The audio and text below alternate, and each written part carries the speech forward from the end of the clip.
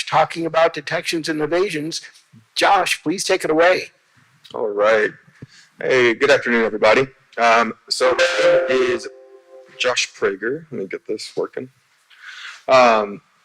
So I know it says principal consultant up there, but I actually recently transitioned to a managing consultant. So now I'm delegating instead of doing all the things. But when I wrote this, I was a principal consultant with SpecterOps. I got my start in the U.S. Navy doing IT help desk, worked my way up, information assurance, and eventually landed my way into the U.S. Navy's Red Team, where I did operations for a little while there. And then I did a complete career shift and went over to threat hunting. They called me a reformed red teamer. I don't really like that term. Kind of makes me sound like, a bad guy. But my offensive background did help me in the detection engineering space and the threat hunting space. It kind of gave me a unique perspective on the different techniques that we can abuse against client environments. I'm also a NYU alumni. And this just got messed up. Uh-oh.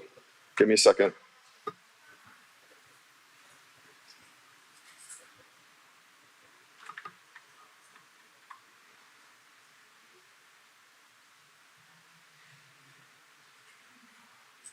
I don't know which one to unplug because I don't want to break stuff.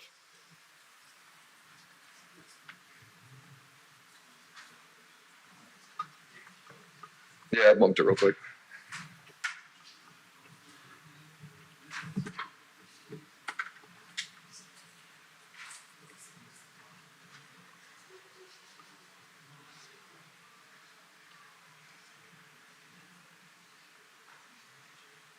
Do I gotta quit the PowerPoint? Okay.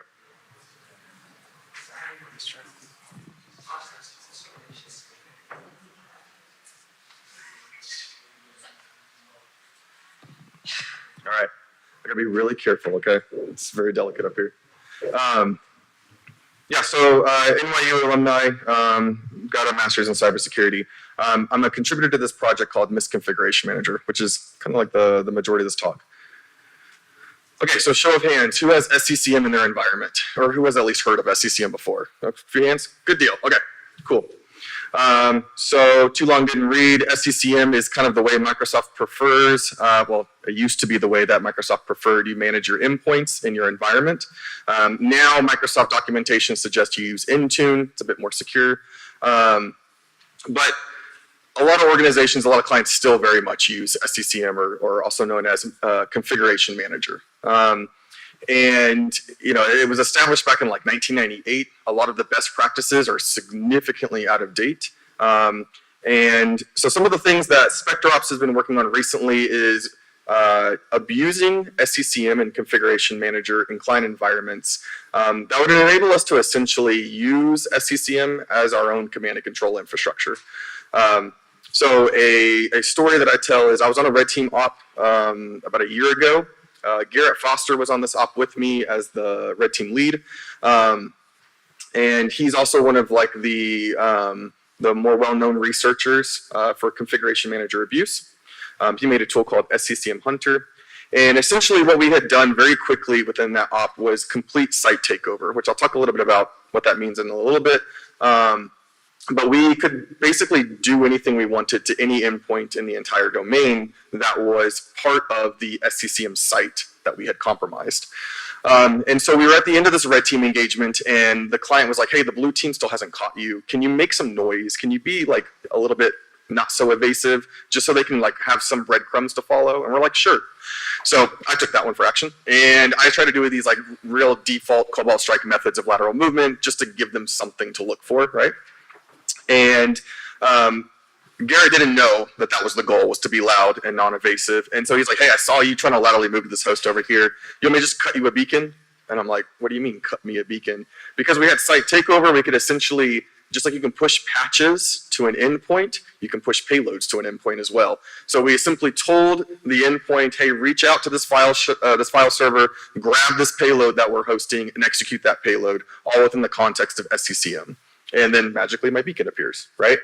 It almost felt like cheating. It was a little unfair. I did feel like it was kind of unfair. And so when they came out with this misconfiguration manager project, I opted to do the detection and defensive resources for it because I do primarily work in the detection space with threat hunting and detection engineering, and I felt like I should do my best to kind of even the playing field a little bit. So that's what this talk is going to be about. I'm going to kind of give you a high level of some of the abuse paths that we talk about in our Misconfiguration Manager project, and I'm also going to talk about the defensive guidance, the detection guidance that I developed most recently. Okay. So when it comes to Configuration Manager, because it has been around for a really, really long time, and because best practices for it are quite outdated, there is quite a few different attack paths that exist. Everything from enumerating credentials within pre-boot execution stores to conducting reconnaissance across the infrastructure, all with LDAP queries, to actually just taking over the entire primary site server, right? Which, if the primary site server is where you're sending out patches, updating software, managing your endpoint compliance, you could think that it could also be used for pushing out scripts, executing payloads, all the malicious things, right? So because it was a bit difficult to come up with hierarchy takeover via NTLM coercion related MSSQL on a remote site database, we came up with this project called Misconfiguration Manager. And it essentially uses like a very similar taxonomy to MITRE ATT&CK.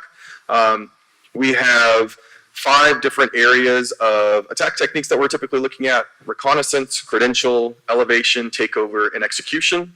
And then we also have defensive guidance within that project as well. You can just go to misconfigurationmanager.com. It'll take you to our GitHub page. It's all just an open source project anybody can look at.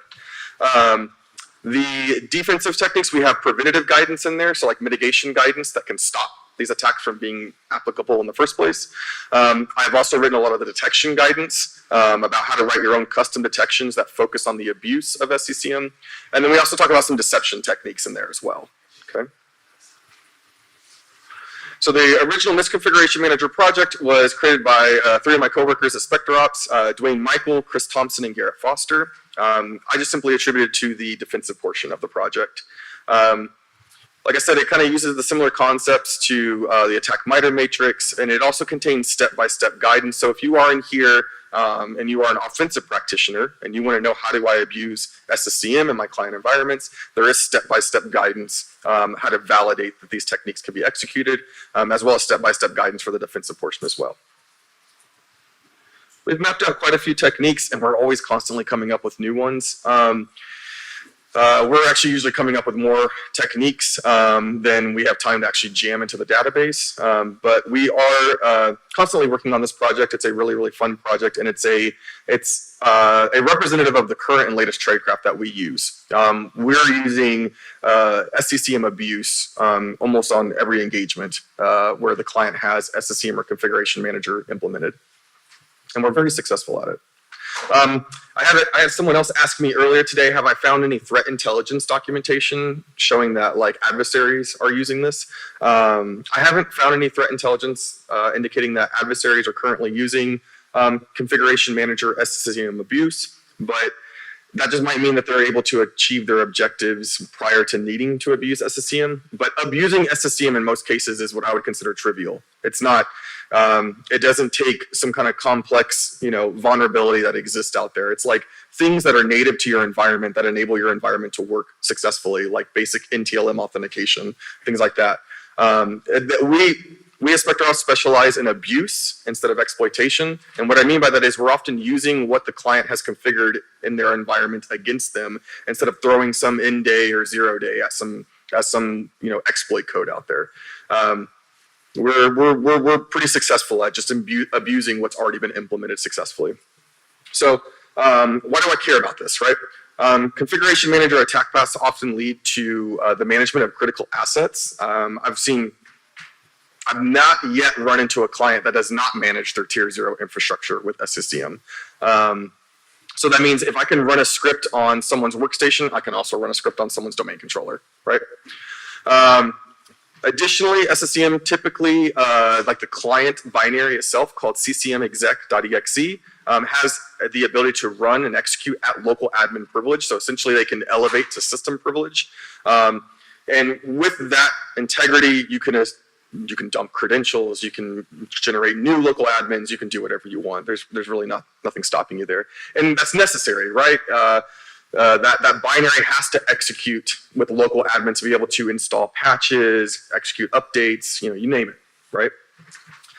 Additionally, the reason why we target configuration manager is that we frequently find misconfigurations.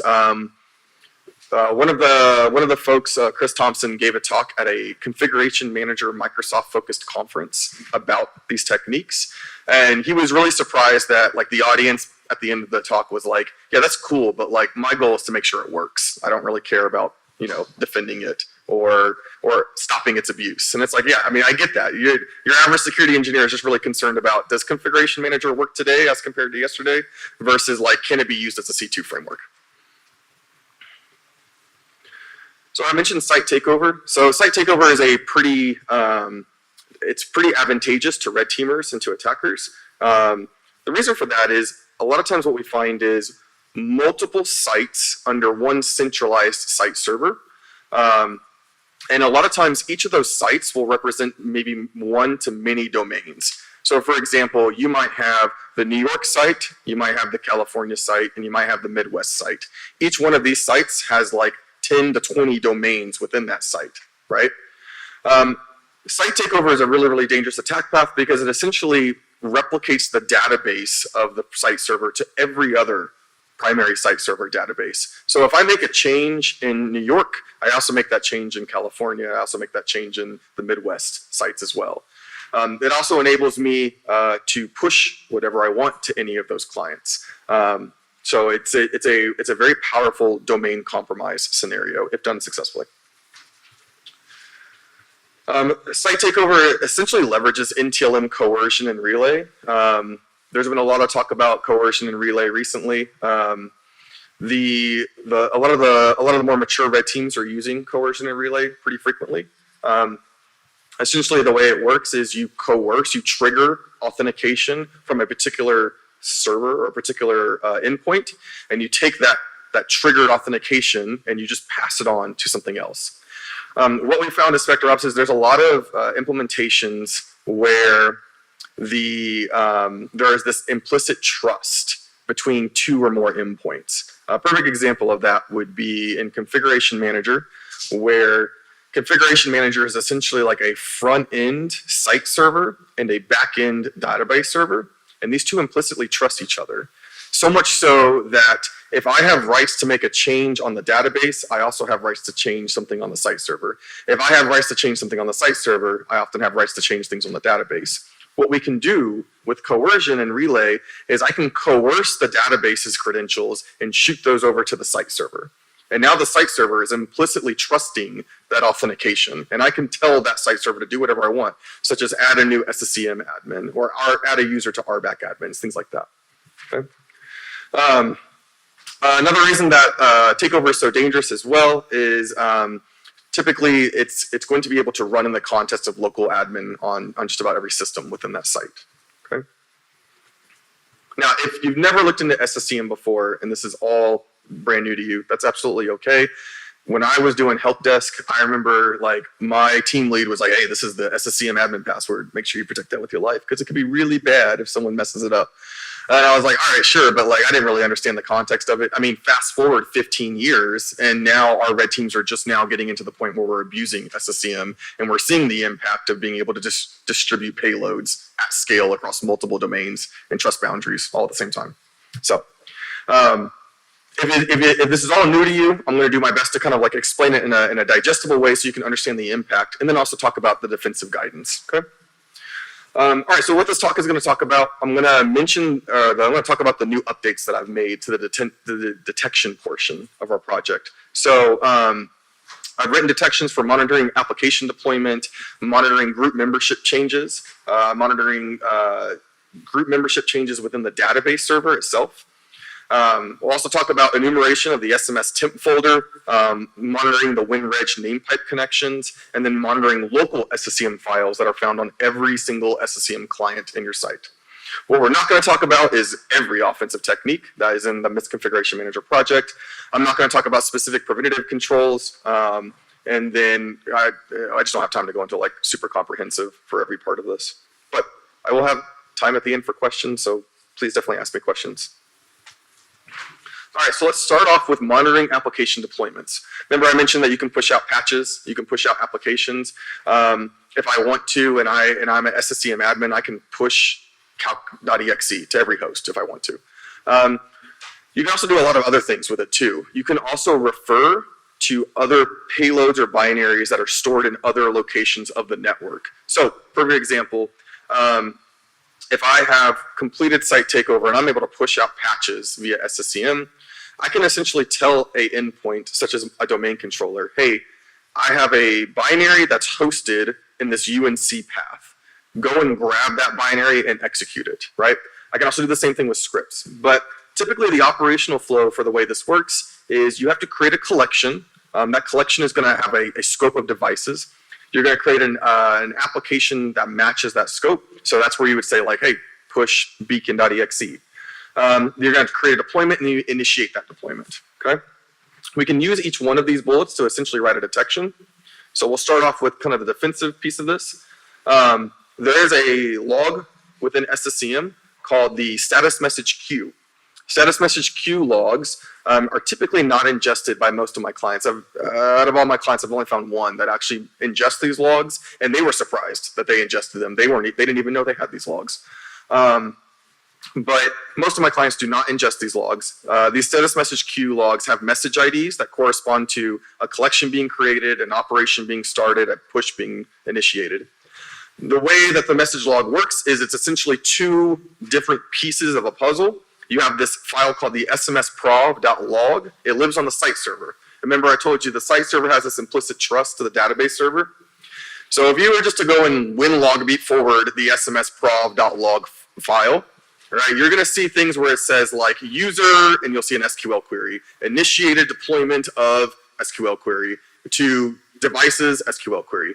Because the smsprov.log is only half of the equation, those SQL queries have to then go to the database server and actually correspond and answer those queries. And then together, SSCM puts that all into the status message queue log. Okay. There are ways to ingest the full auditing messages. I know Splunk has a blog about it that's a bit old out there, but it's not easy. Every time I've played around with it, I've had a hard time doing it. The message IDs that can be captured to identify this, so this is what we call a detection data model. So our goal here is to kind of just show all the different sources of telemetry, and we can pick which ones are the most operational, depending on what we're ingesting in our environment. But we have these 300 messages. So a user created a collection, a user created an application, a user created a deployment, and then there's this 40,000 message, 4,800, where it actually shows the user initiated that deployment. Okay. One thing that I have seen for this is a lot of the tooling that we write that abuses this technique. We basically jam in GUIDs for these deployment names, and we do that on purpose. That way, if an adversary goes and tries to just download our tool, doesn't modify it whatsoever, doesn't check the code, and just runs this, you can try to identify these just like a GUID name, task name showing up within an SSCM deployment log, and that would be a big indicator, a big signature related to our tooling. But if they do something like push out a beacon.exe file, and they do it and they name it like team server update, you would ingest the logs, but really the only indicator of something nefarious going on would be like the user that's actually doing it. If you have a user that has never previously been part of SSCM admins pushing out deployments, that would stand out as suspicious. And you'd really only be able to identify that with these message IDs. All right, this talk does talk about evasion as well. So some of the ways that adversaries could evade this, instead of pushing out applications like beacon.exe, adversaries can push out scripts. All right, scripts have different message IDs. And the way it gets executed is there is this binary on every SSCM client called ccmexec.exe, and it's going to initiate PowerShell.exe to execute that script. It generates significantly less, or at least half of the message IDs the other one did. You have 52,500 with script created, and you have 52,501 script executed. There is this script approval that can be enabled. I know I said I wouldn't talk about preventative guidance. Who here has heard of the term two-person integrity? right? A few people? Okay. So you can actually turn on two-person integrity within SSCM so that you can't just have one person shoving out scripts whenever they feel like it. You turn on this two-person integrity feature within SSCM, and one person will have to upload a script and the other person will have to approve the execution of that script. However, it is like a optional feature. So if the adversary is elevated enough, they could just turn it off. All right, here's what it looks like. I know you can't see that from back there. So I'm going to show you another slide or another screen in just a second that'll show it a little bit closer. But this is what it looks like when it's executing. So the parent image is going to come from ccmexec.exe. The actual image that's executing is PowerShell.exe. And then if you notice here, the way that ccmexec will execute any script in the environment is by doing this PowerShell non-interactive execution policy remote signed. And then it'll do like an invoke command. And if you notice there's like a GUID in there, that SMS CCM script store, and then that GUID, that's just like kind of a SSCM ism. So if you're seeing that in your environment, it doesn't mean someone is maliciously pushing out scripts, but it could mean that. The way that SSCM executes scripts, whether legitimate or malicious, it always assigns these GUIDs to these script files in the script store. It's very frustrating from a threat hunting perspective. Okay, so moving on to group membership changes. So there are these two groups that are pretty important. Remember I told you that the site server and the database server, they have these implicit trusts with one another.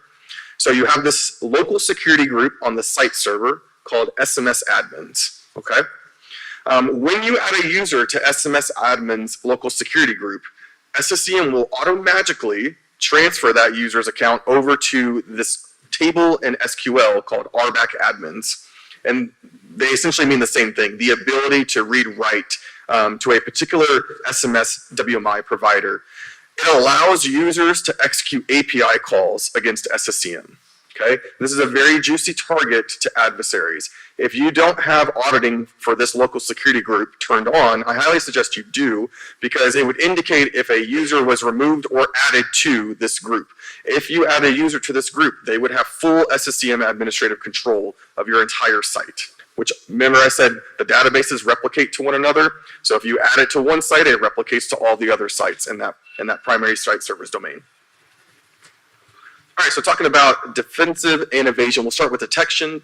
So like I said, you can audit the addition to that local security group. There's an event ID 4732, which shows a new member added to a local security group.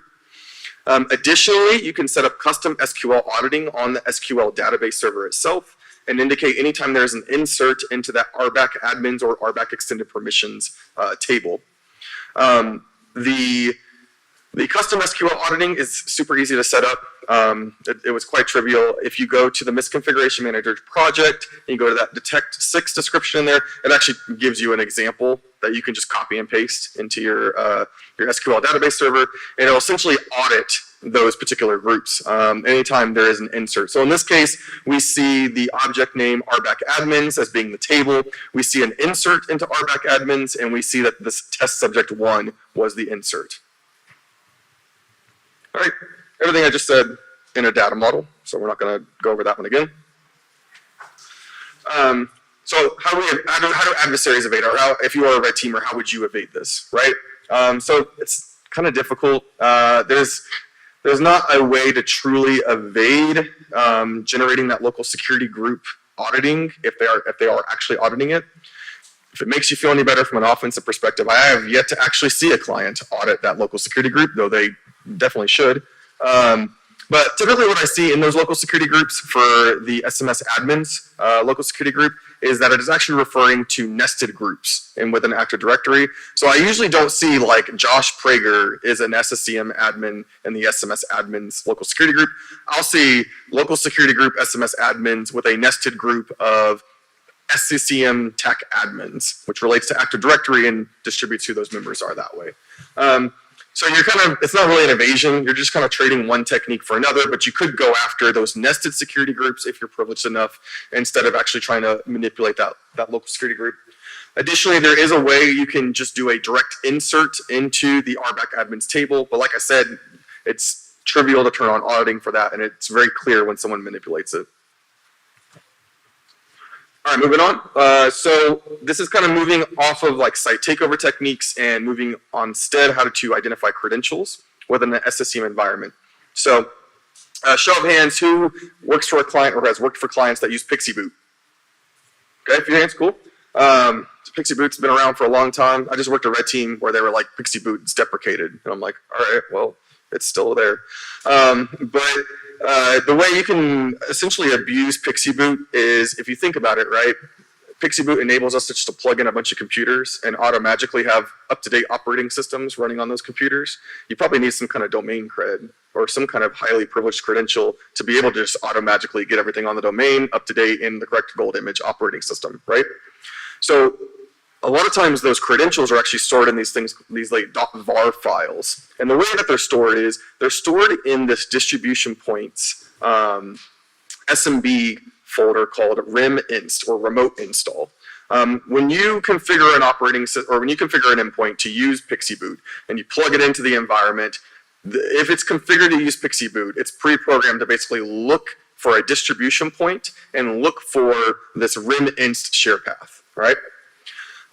Attackers have a lot of tools out there that will abuse this. There's a tool called Pixie Thief. There's also a Pixie Thiefy. And essentially what they'll do is they will mimic that same behavior. They will scan for distribution points. They will scan for the reminst share path. And then once they access the reminst share path, they're going to spider that share path and look for these .var files. And then they'll do a couple of parsing and conversions to figure out what the actual credential is. Once adversaries have that credential, they can then propagate in the environment. Okay. All right, so for a detection data model, we have a couple of different sources of telemetry that we can use. If this anomalous process is making a connection to a distribution point, we can definitely identify that with sysmon event ID 3. And then you're going to hear me say this maybe once or twice, but my favorite event ID of all time is event ID 5145. That is detailed file share auditing. You can use it for name pipe events. You can use it for share path events. You can use it for configuration manager detections. You can use it for a lot of different types of reconnaissance detections. It's a very, very powerful event ID that unfortunately a lot of clients do not enable. But you can use this detailed file share auditing to see a process connecting to this reminst share path. We actually had a client that had removed Pixie configurations from their environment. And I actually suggested, I was like, maybe stick a few out there as a canary. And then set up auditing for that event ID 5145. And if you ever see anything trying to connect to your reminst share path, you have a pretty clear indicator that someone is trying to abuse Pixie creds in your environment. Or maybe someone misconfigured their operating system to use Pixie Boot. That could be the other false positive there. But other than those two scenarios, it's pretty obvious when someone is trying to enumerate Pixie credentials. Additionally, it's not only going to stop at that reminst share path, it's also going to find a folder called SMS temp. Within SMS temp is these .var files. And so if you see a process accessing these .var files, that would be a pretty clear indicator of looking for credentials in these variable files. All right, so how do we evade this from a red team perspective? All right, so one of the things that I've noticed is that a lot of LDAP searches, or a lot of these offensive tools that are searching for these reminst share paths will first have to figure out what the distribution points are, because these are only hosted on the distribution points. And the way that they go about identifying what the distribution points is, they typically are just using LDAP queries. Now, I've only had one client actually log LDAP queries in their environment. Actually, two clients, and they both did it in kind of funky, unique ways. Most of my clients are not logging LDAP filters. So you can run Bloodhound all you want. You can run these distribution point reconnaissance tools all you want, and they'd have no idea because they're just simply making LDAP queries.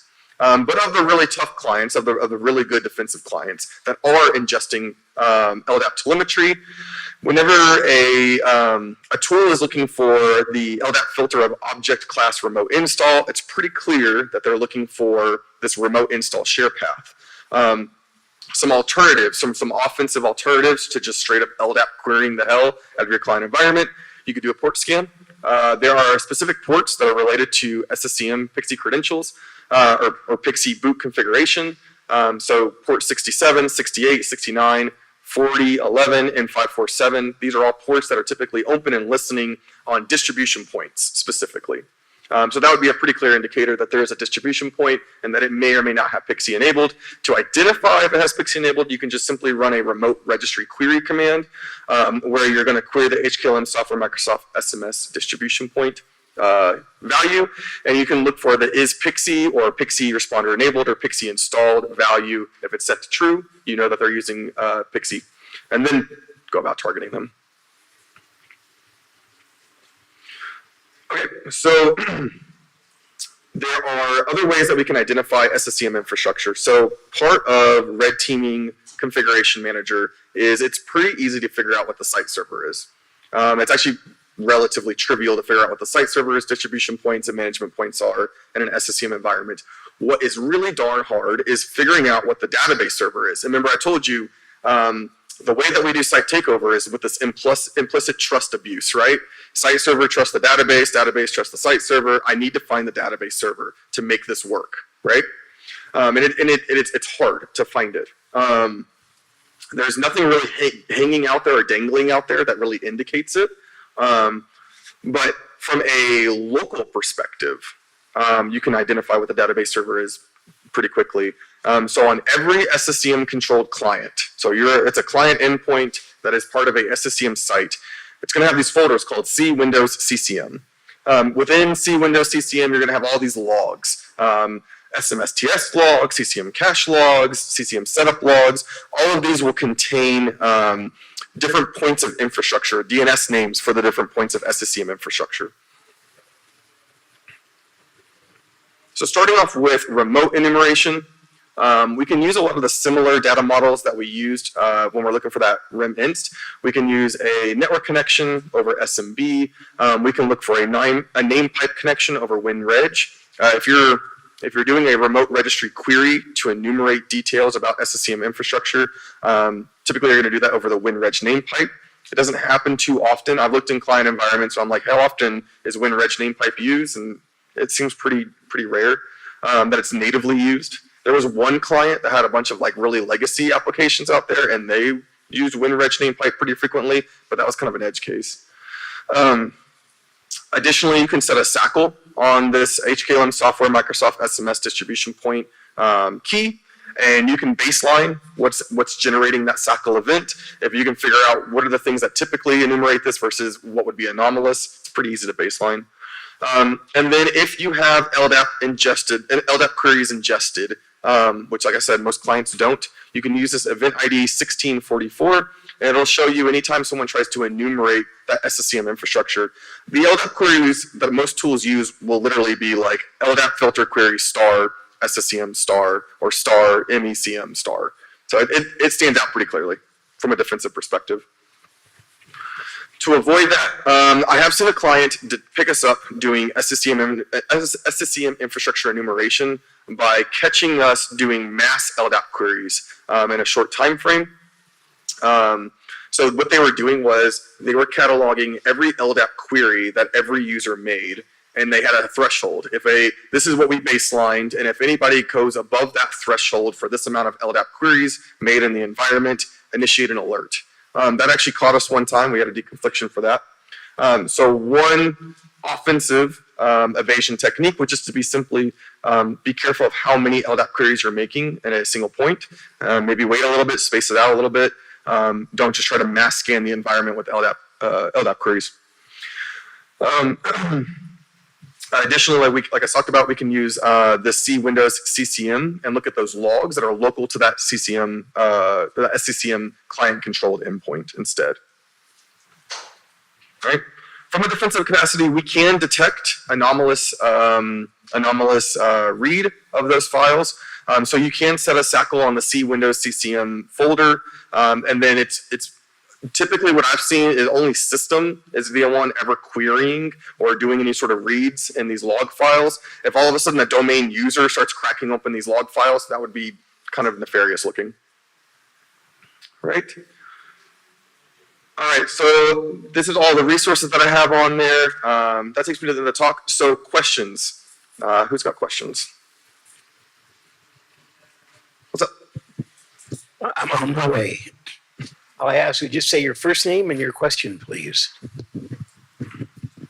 Hi, I'm Matthew. I was wondering what kind of network protocols is SCCM going to be using? Is it just SMB or is it going to be using a variety? So typically it's communicating over HTTPS between the endpoints and the actual distribution points.